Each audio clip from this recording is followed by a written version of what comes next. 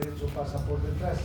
Además, por detrás está apoyado en el pilar izquierdo del diafragma del esófago abdominal.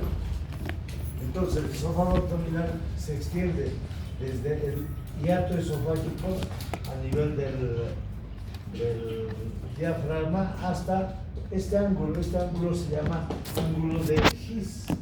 Este ángulo de His es muy importante, ya vamos a tomarlo en cuenta para más adelante. El ángulo de His. Sí. Ángulo de His.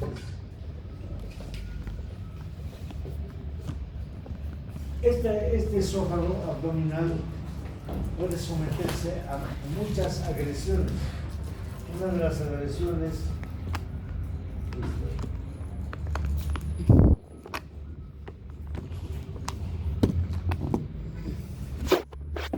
son, si tenemos hay un sistema venoso que es el torno, que se conoce con el nombre de venas esofágicas inferiores. Estas venas esofágicas inferiores desembocan en la vena porta. En la vena porta, que estamos viendo la vena porta. Pero cuando hay una alteración de la vena porta, principalmente cuando la vena porta llega al hígado, pero el hígado está dañado, entonces la presión hace que aumente en la vena cava inferior, vena porta, la vena porta, no cava, vena porta, y entonces todo lo que está atrás se fluye. ¿Qué es reflujo? Es volver otra vez por su causa. Entonces se van a dilatar estas venas del esófago y producen, ya hemos dicho, las dilataciones de las venas se conocen con el nombre de varices. Aquí estamos viendo ese paso por la endoscopía. Bajo la endoscopía se ven las venas dilatadas del esófago abdominal, se ven venas dilatadas. Aquí se ve perfectamente la dilatación de las venas del esófago distal, y entonces hay una dilatación de las venas, y esa dilatación de las venas, aquí está, se conoce con el nombre de varices esofágicas. Aquí estamos viendo las varices esofágicas. Pero ¿qué es lo que sucede? Lo más grave, esto generalmente se produce en pacientes alcohólicos consueturinarios, ¿no? Se llaman consueturinarios porque empiezan a beber el lunes y terminan el domingo, o sea, toda la semana beben. Entonces, esos alcohólicos llevan a su hígado, cuando estamos hablando en el hígado, vamos a hablar de eso, ¿no? Llevan a la degeneración grasa del hígado, que se conoce con el nombre de cirrosis hepática. Entonces, la cirrosis hace que no funcione bien el hígado, y la presión de la vena porta aumenta porque no tiene cómo desaguar adecuadamente en el hígado. Entonces, hay dilatación de estas venas. Pero ¿cuál es lo más grave? Esto puede haber ruptura de estas venas y hay una hemorragia cataclísmica que se llama. ¿Alguien me puede decir qué es un cataclismo? Ya hemos dicho, hemos hablado que donde el cataclismo puede presentarse, bueno, en Bolivia no se ha presentado, pero es cuando hay una erupción de volcanes, hay un tsunami, hay un terremoto, hay todas las desgracias geológicas. Y entonces, ¿qué pasa con estos pacientes? Empieza a sangrar. Yo he visto morirse pacientes que delante de mí han empezado a tener una hematemesis. ¿Qué es hematemesis? Es vómito sanguinolento. Entonces han empezado a vomitar. Era un medio litro, después 1 litro, 2 litros, y al final cayeron muertos por hipovolemia. Entonces, eso es lo que sucede en estos pacientes que tienen ruptura de las venas esofágicas. Hay una hematemesis cataclísmica.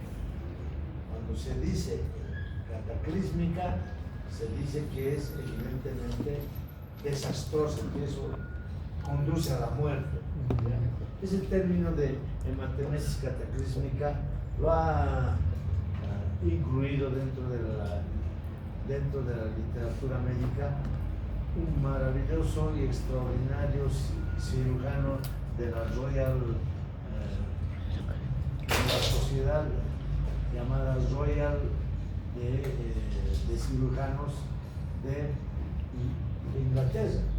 Ha sido Hamilton Byron.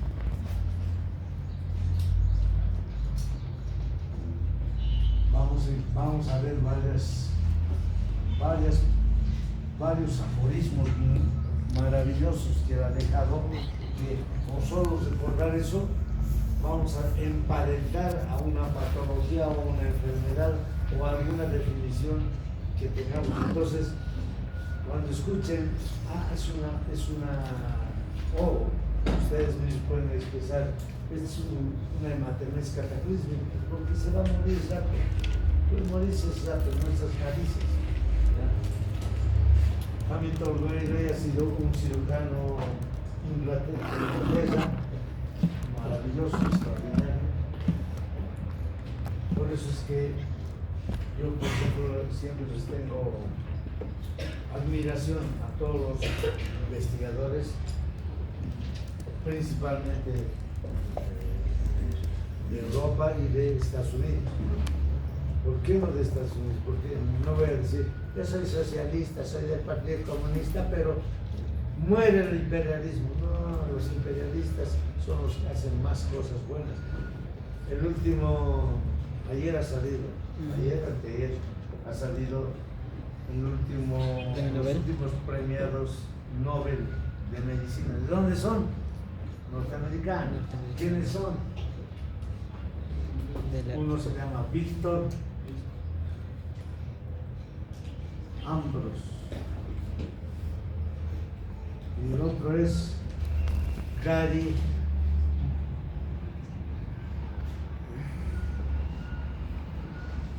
Doctor, algo así. Doctor, no recuerdo bien su apellido, ¿no? Son dos norteamericanos que han estudiado en sí la profundidad del ARN, es decir, del ácido ribonucleico, que es el responsable de la formación de todos los órganos del cuerpo humano. Entonces, nos han dado una demostración de que la vida tiene todavía más profundidad, más que el ADN, ¿no? El ADN es ahí donde se encuentran los códigos genéticos, pero más profundamente ellos nos han hablado del micro-ARN, ácido ribonucleico, de eso. Y entonces ha sido premiado en Estocolmo, en Suecia, han sido premiados con el premio Nobel. Hay que sacarse el sombrero. Porque además todo lo que hay, las mejores universidades del mundo están en Estados Unidos. Pues. La mejor universidad estaba en la Harvard, después Massachusetts, ¿no? Pero ahora también está en Inglaterra, en Francia, en varios lugares. Nosotros ojalá alguna vez lleguemos con algo, ¿no? Pero como van las cosas, como aquí odian a los yanquis, odian a los imperialistas, odian a... Vamos a seguir siendo pobres, contra pobres, ignorantes, todo lo peor, porque no queremos emparentarnos con ellos. Preferimos en nuestros países estudiar Aymara y Quechua y no inglés, desde que sea inglés para que tengamos acceso a muchas cosas buenas. Entonces, mientras no haya un cambio de mentalidad, vamos a seguir siendo pobres e ignorantes, así no va a ser. Pero el momento en que tengamos ya cambio de pensamiento, decir, no, yo voy a aprender inglés A mí me interesa un garbanzo, ser imperialista, ser socialista, no, me gusta ser investigador y tengo que ser siempre de avanzada. Entonces, eso es otra cosa. Entonces, Hamilton May, vamos a utilizar su nombre para varias cositas bonitas, interesantes, que en medicina son obligatorias.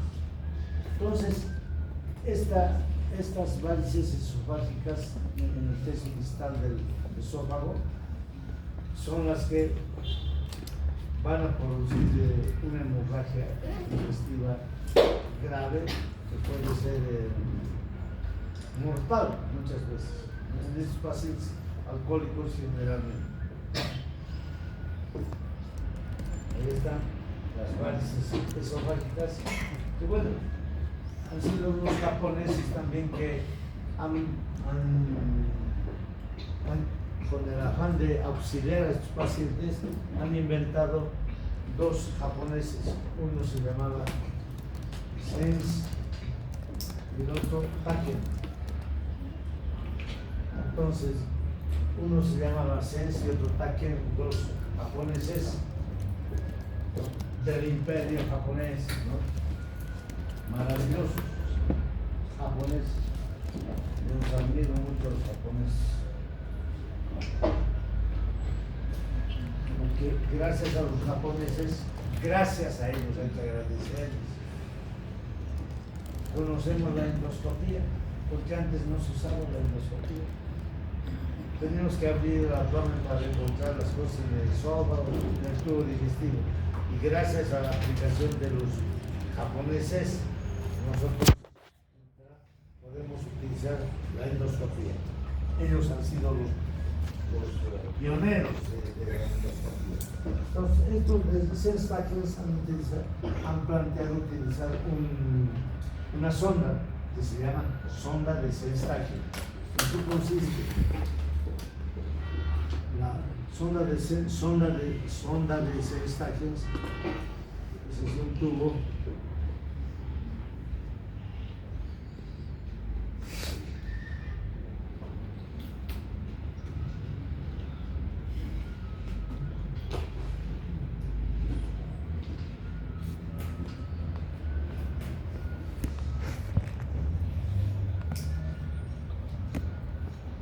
Entonces, esta sonda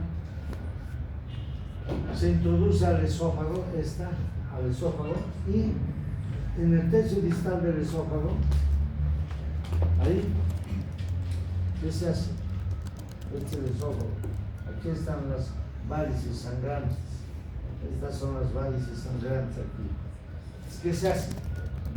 Se insufla. Esto se insufla como globos.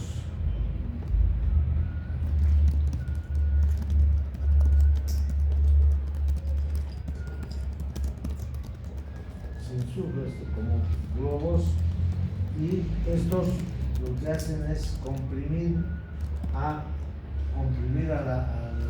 las varices y al comprimir evitan que siga sangrando.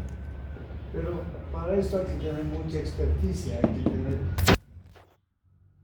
hay que hacerlo bajo una cámara de rayos X para poder ver dónde estamos introduciendo y colocar esto, ¿no? Pero también está sangrando, pues.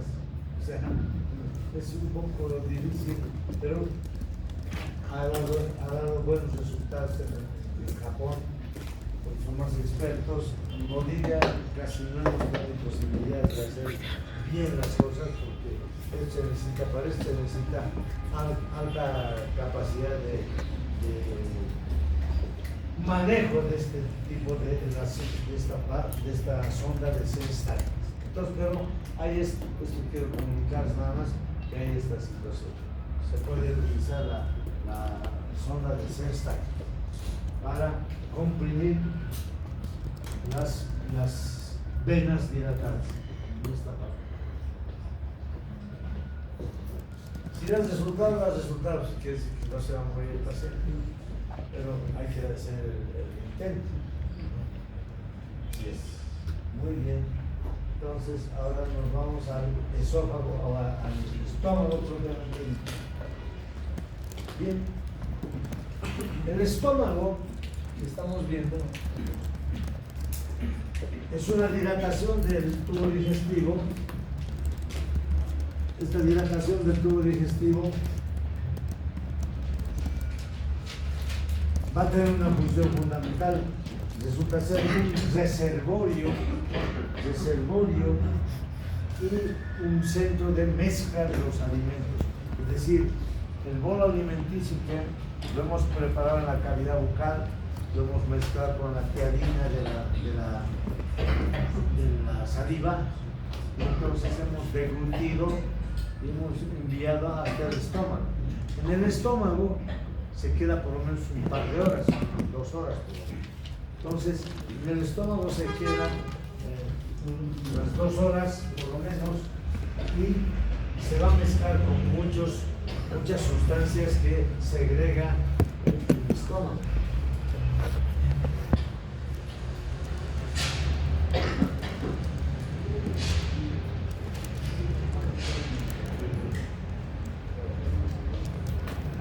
Entonces, el estómago va a tener las siguientes partes. Se encuentra en la sección del epigastro. Ahí se encuentra. ¿Ya? Donde decimos vulgarmente la boca del abdomen o la boca del estómago. Es el estómago el que está ahí, prácticamente. Entonces va a tener un ángulo de unión con el esófago, que este es el ángulo, hemos dicho, ángulo de His. Ahí vamos a encontrar una válvula aquí, que es se llama cardias. Pues aquí, vean ustedes, este es el cardias, aquí, es el cardias. Luego tenemos una curvatura mayor, una curvatura menor, un fondo o fornix, que se llama fornix, o fondo, o también lo llaman algunos cámara de aire, porque es el lugar donde se acumula aire normalmente, ¿ya? Esa parte alta del estómago se llena de aire. Fornix o cámara. Un cuerpo, que es el cuerpo, un cuerpo, y en el tercio distal del estómago, cerca de la terminación del estómago, tenemos una región que se llama antro pilórico, y finalmente otra válvula que está en el límite entre el esófago y el duodeno, que se llama píloro. Este es el píloro. Este es el píloro. ¿Qué quiere decir píloro? Quiere decir portero. ¿Portero de qué? Portero del intestino delgado. Está cuidando el ingreso al intestino delgado. Aquí viene el intestino delgado. Entonces, tiene unas de His, una fornix, una curvatura mayor, una curvatura menor, el cuerpo antropirónico y el píloro, que es la válvula que da paso hacia el duodeno. Entonces, ¿cuánto de capacidad de contenido de alimentos tiene el estómago? Más, 2000 inclusive. Hasta 2 litros de líquido puede haber, ¿no? Entonces,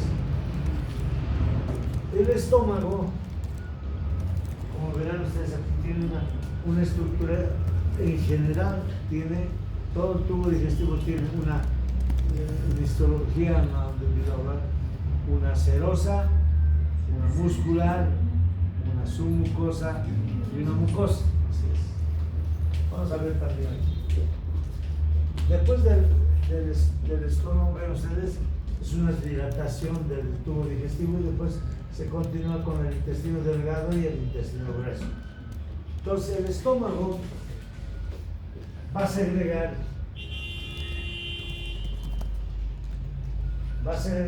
sustancias muy importantes.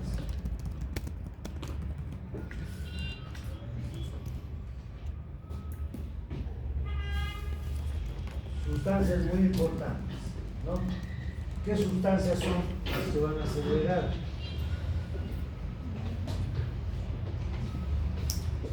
Ácido clorhídrico, segrega. Gastrina, pepsina,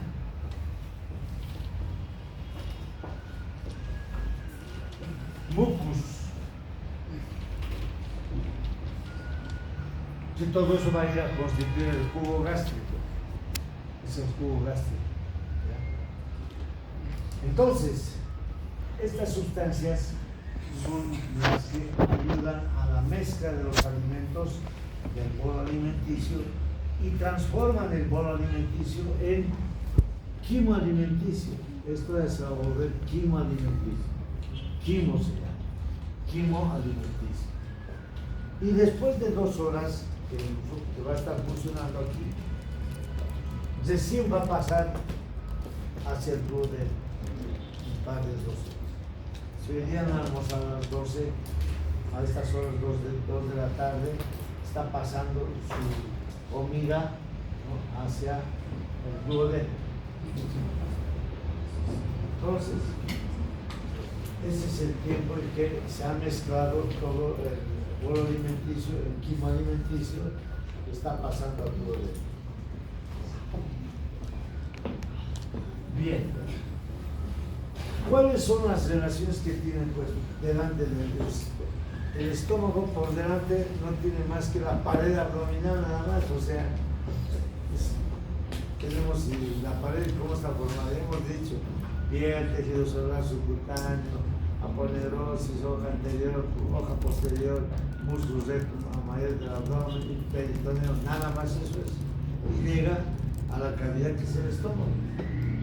En la parte posterior del estómago encontramos una cavidad que se conoce con el nombre de transcavidad de los epiplones. La transcavidad de los epiplones, ahí atrás hay un espacio que se llama la transcavidad de los epiplones, que comunica la gran cavidad con la transcavidad. Un orificio que vamos a encontrar en esta parte interna, en esta parte entre el estómago y el hígado, que está ahí en medio de sostén que va a haber, que es el epiplón mayor. Ahorita vamos a visitar. Entonces, esa es la característica del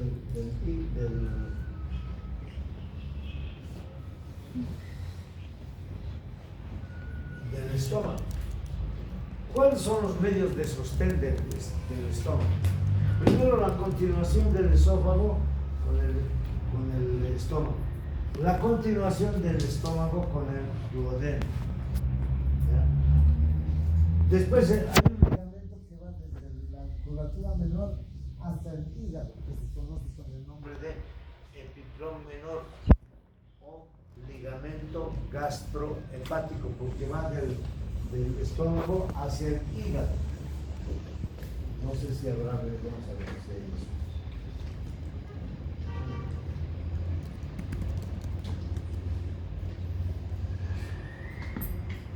De aquí de la curvatura menor, está cortado aquí, va hacia el hígado.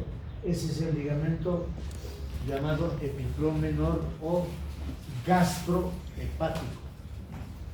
Y en esta parte, vean ustedes, donde el estómago se continúa con el duodeno, hay un orificio. Se conoce con el nombre de aditus epiploico. Aditus epiploico. Esto es clave, jóvenes. Los que no están anotando no hay problema, pero son genios, se van a acordar. aditus epiploico o hiato de Winslow. Winslow, así se llama. Winslow, otro anatomista inglés también, inglés, maravilloso, inglés, ¿no? Del imperio gringo. Hiato de Winslow. ¿Cómo está delimitada el hiato de Winslow? Vamos a hacer aquí. Aquí se encuentra el epiplón menor. Entonces,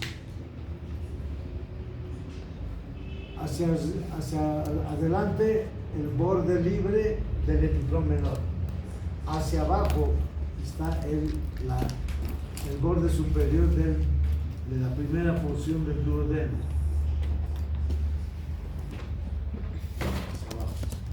Hacia atrás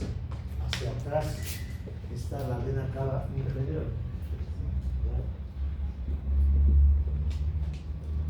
Y hacia arriba el borde inferior del hígado.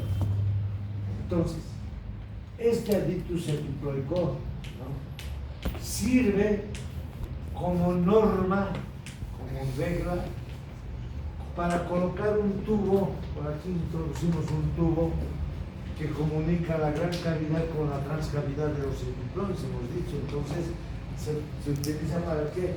Para dejar un tubo de drenaje. ¿Qué es drenar? ¿Quién me puede decir qué es drenar? Sacar líquido en un espacio.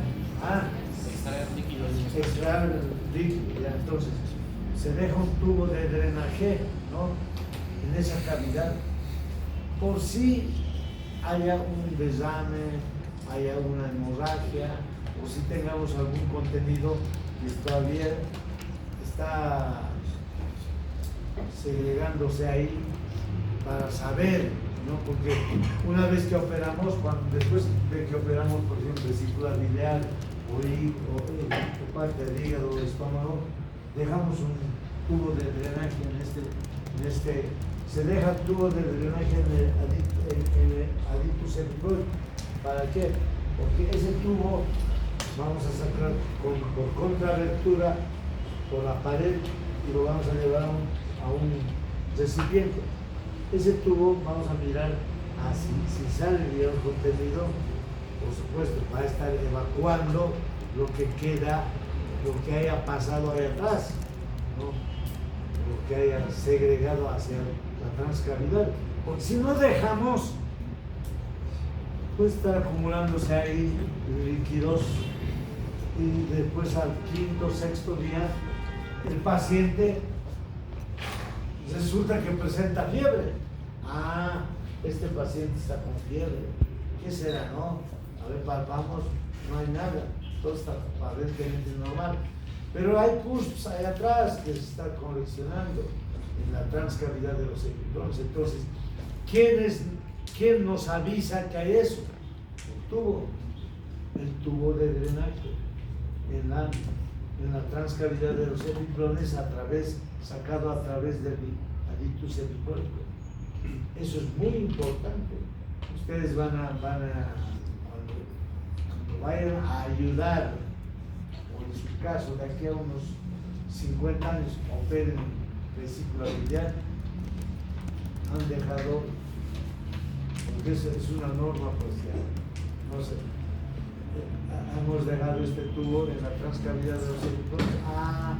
Está saliendo sangre, hay una hemorragia por ahí, tenemos que volver a entrar a operar. Y yo les digo que reoperar es grave, no tenemos que entrar a reoperar, porque la reoperación siempre trae problemas. Pero nos avisa este tubo.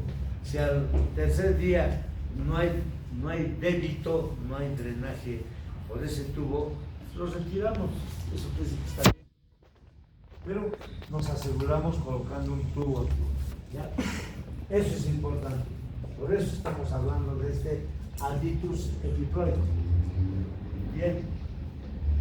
Y finalmente, ¿qué otro medio de sostén fue el que hemos dicho? El epiplón mayor. El epiplón menor, este es el epiplón mayor. El epiplón menor es el que está del estómago al hígado. Este es el epiplón mayor. En el cadáver que os he mostrado solamente está apenas unas partes pequeñas, no hay de epiplón mayor, ¿no? Y finalmente la presión intraabdominal, la que mantiene ahí en esa posición al estómago. Eso es todo. Bien. Además de estas sustancias, estamos viendo, ¿qué más va a haber aquí? Igual 1998, es decir, hace casi 25, 24, 25, 26 años atrás, se han, premio Nobel, pero eran unos ingleses, que han descubierto que hay unos gérmenes ahí que se llaman el Helicobacter pylori. El Helicobacter pylori, que son los responsables también de aumentar la acidez gástrica y así ha sido, y así es.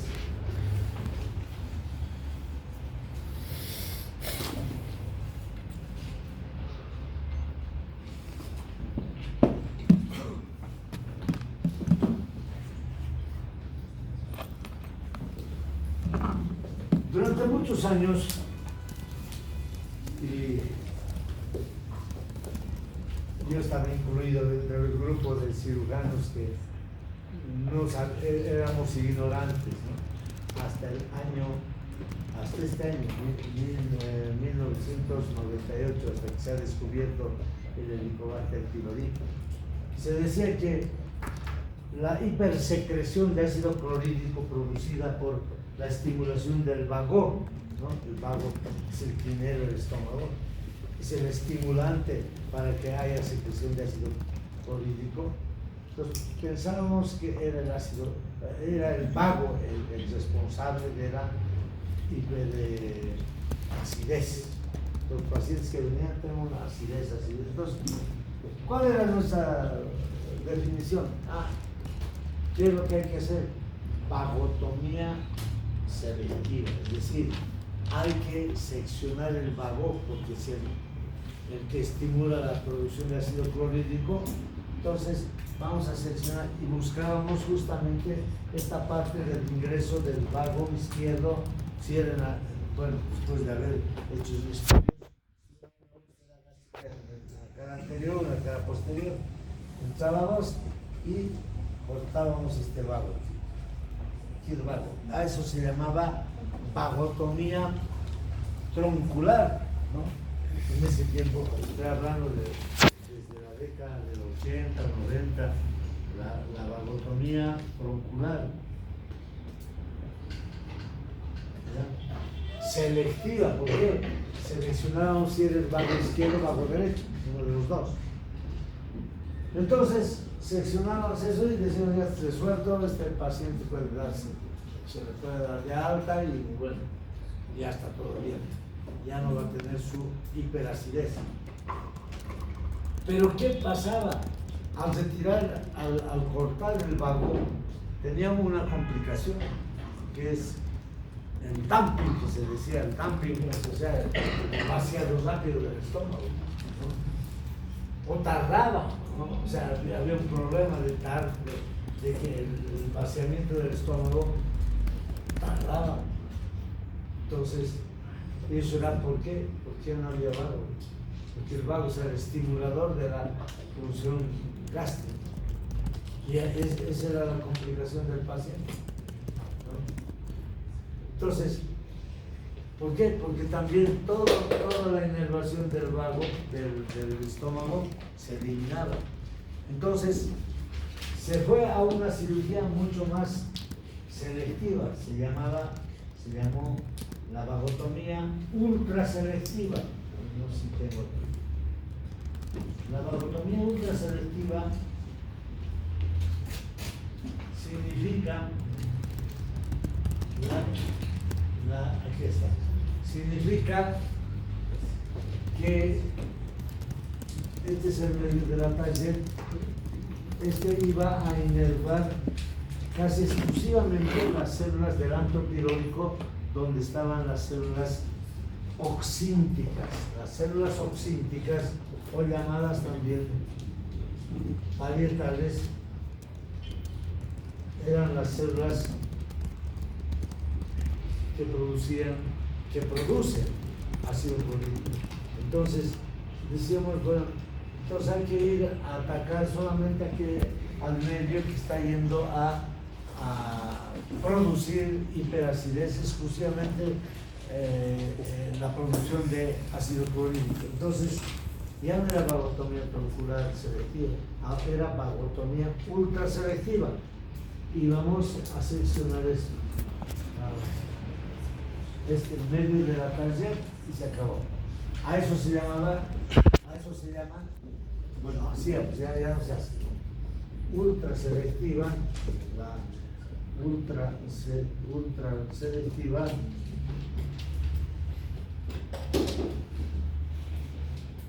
la vagotomía ultraselectiva, donde solamente se eliminaba el medio de la Target, que es la rama terminal del valvo izquierdo, aquí en la parte anterior del estómago, que inerva las células oxínticas del antro pirónico. Así era.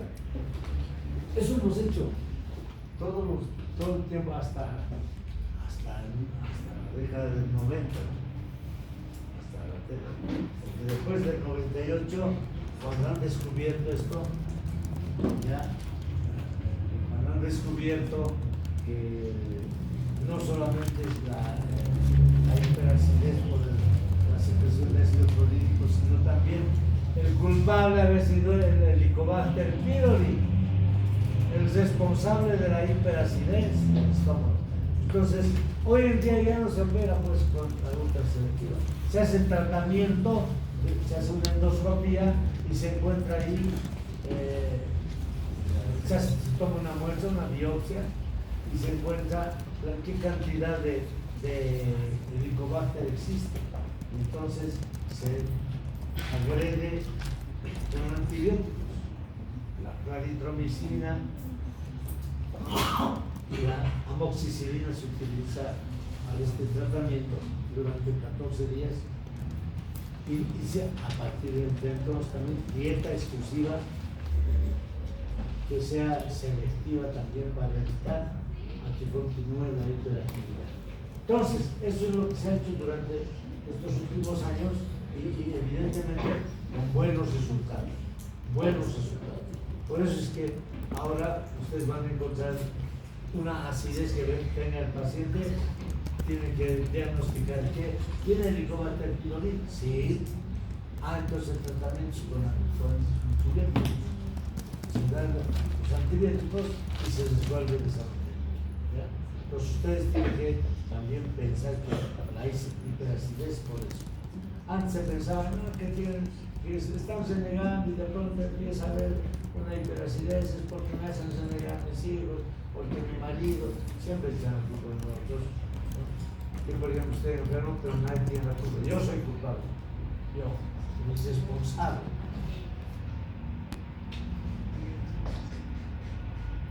Entonces, la situación ha cambiado. Hoy en día ya no se está tratando con cirugía ultraselectiva, ni nada de eso, ¿no? Ni antiácidos, nada, sino es tratamiento antibiótico contra el Helicobacter pylori y dieta exenta de irritantes, ¿no? Ajíes, picantes, comida chatarra, hay que tirar al basurero, ¿no? Comida sana, o sea, que solamente sea elaborada en la casa, así es. Dieta blanca. Es el tratamiento, pero no es una semana hasta que esté bien, otra vez vuelva a comer, vamos a comer otra vez allá en la calle, como cualquier cosa. No es así. Tiene que ser permanente eso. Entonces, eso es lo que sucede en el estómago. Es la inervación. El vago entonces es el responsable de la inervación del estómago y el simpático abdominal. El vago es estimulador y el simpático es inhibidor en el estómago.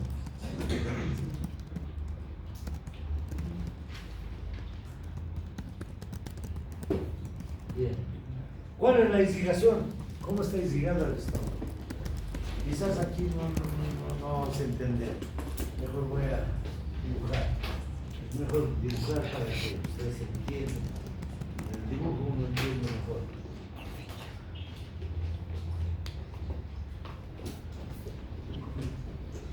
La irrigación del estómago es muy importante, considerando que los orígenes del riego sanguíneo son importantes para que cumpla una buena función en el estómago. Entonces, vamos a ver dónde se origina. El estómago va a tener una irrigación principalmente de la primera arteria de la aorta. La aorta abdominal. Aquí está. Esta es la aorta abdominal y esta es la primera arteria importante, que se conoce con el nombre de tronco celíaco o trípode de Haller. Haller también. Haller. Un inglés maravilloso.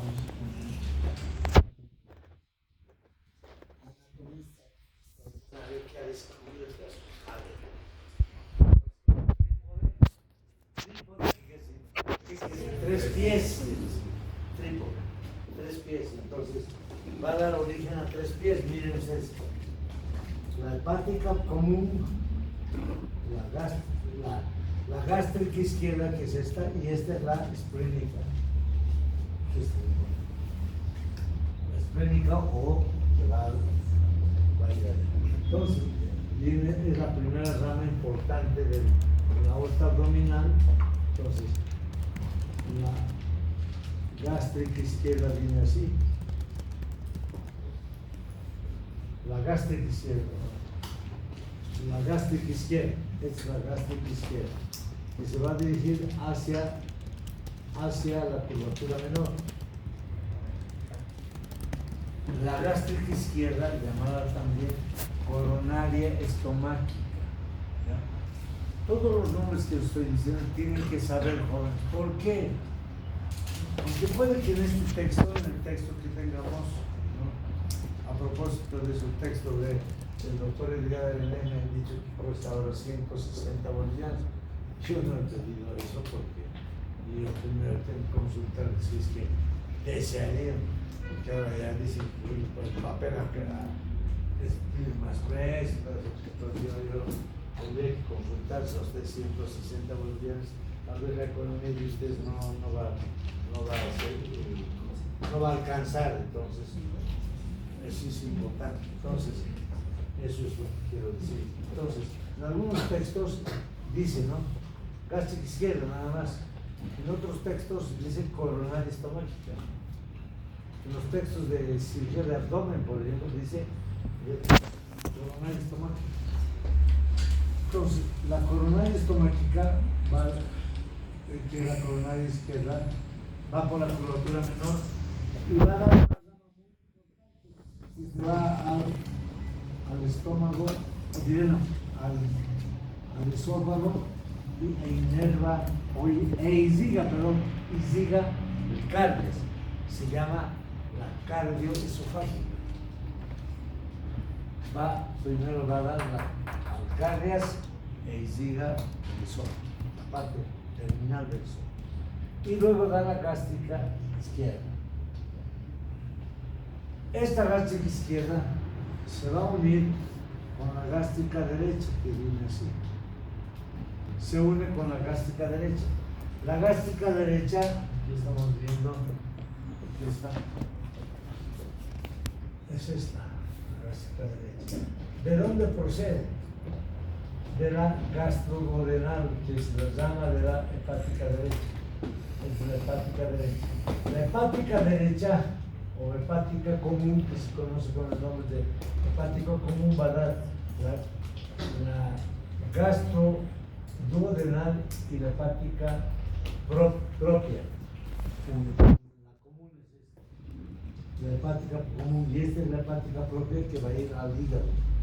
De la hepática propia nace esta gástrica derecha, o llamada también, por eso tienen que saber que también se llama pilórica. O sea, la gástrica derecha se llama también pilórica porque va a llegar a la altura del píloro, por eso se llama también pilórica o gástrica derecha. Y va por la curvatura menor y se anastomosa con la gástrica izquierda. De ahí van a nacer muchas ramas, así está, que irrigan, que estamos viendo, ¿ves?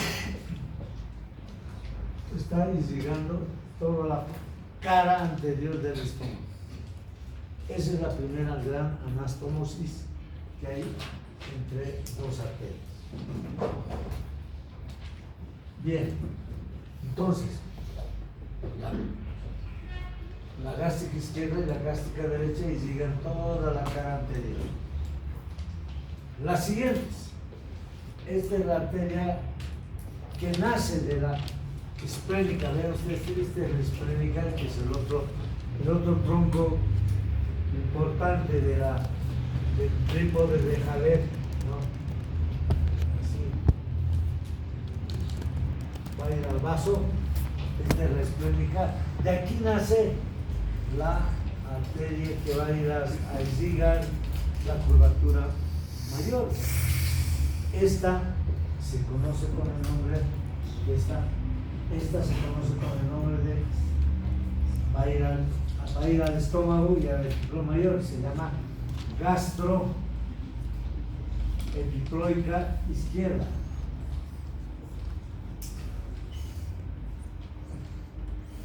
Entonces, la gastroepiploica izquierda es rama de la esplénica.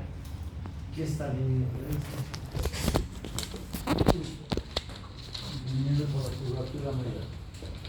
Esta gastroepiploica que estamos viendo, aquí está la esplénica, se va al vaso, está dando la gastroepiploica izquierda, por la curvatura mayor.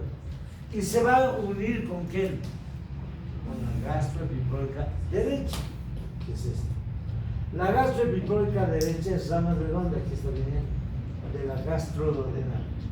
O sea, la gastroduodenal va a dar aquí una rama muy importante, que es la gastroepiploica derecha, y termina anastomosándose la gastroepiploica derecha, se anastomosa con la gastroepiploica izquierda en la curvatura mayor.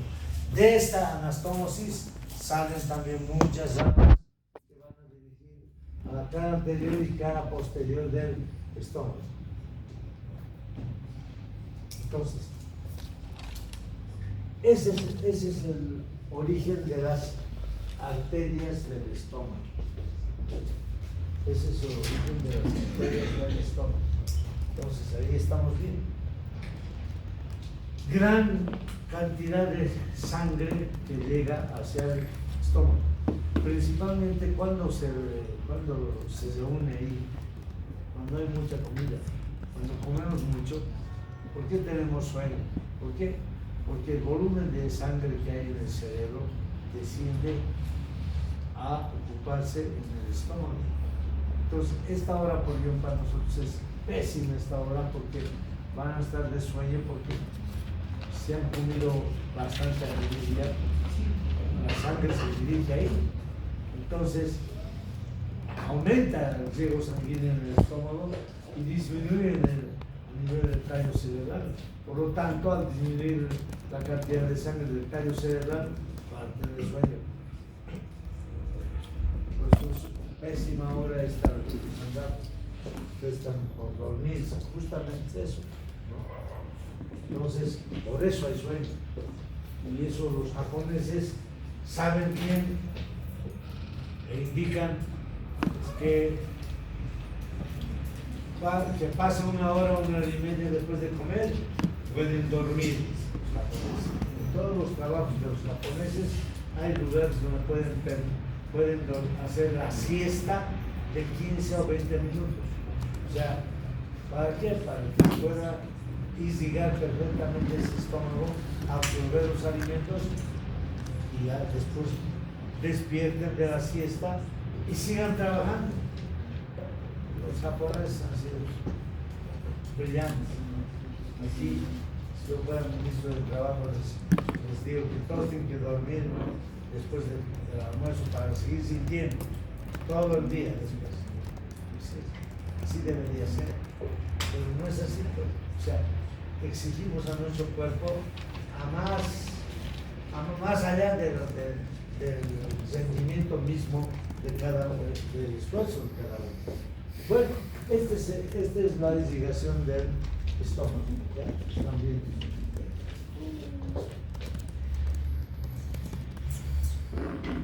Las venas. Están las venas. Todas las venas llevan los mismos nombres también, ¿no? La gástrica izquierda, gástrica derecha, coronaria estomágica, o más que todo gastroenteritis izquierda, derecha, venas. Todas terminan ¿dónde? En la vena porta.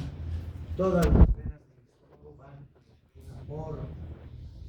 O sea, cuando la vena porta tiene dificultades en desaguar en el hígado, en caso de la cirrosis hepática, porque ahí hay alteración del tejido, no deja pues que desagüe adecuadamente el agua, o diré la sangre venosa.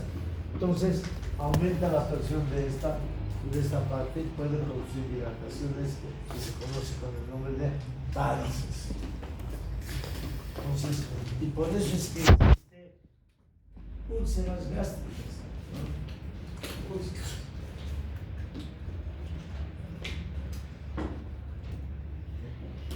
Miren, las úlceras. ¿Qué son las úlceras? Bueno, en general, la definición de una úlcera, no solamente aquí,